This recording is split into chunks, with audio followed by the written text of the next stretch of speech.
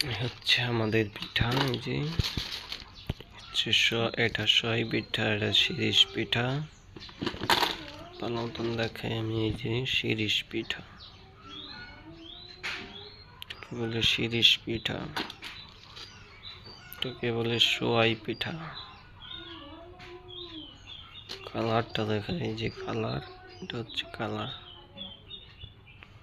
সুন্দর পিঠাটি।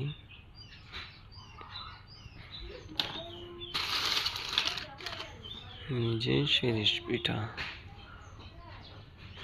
সুন্দর, তাই না? অনেক সুন্দর। এই যে হচ্ছে সোয়াই পিঠা, এটা শিরিষ পিঠা। এটা কি পিঠা আমি নিজেও জানি না, বানাইছি।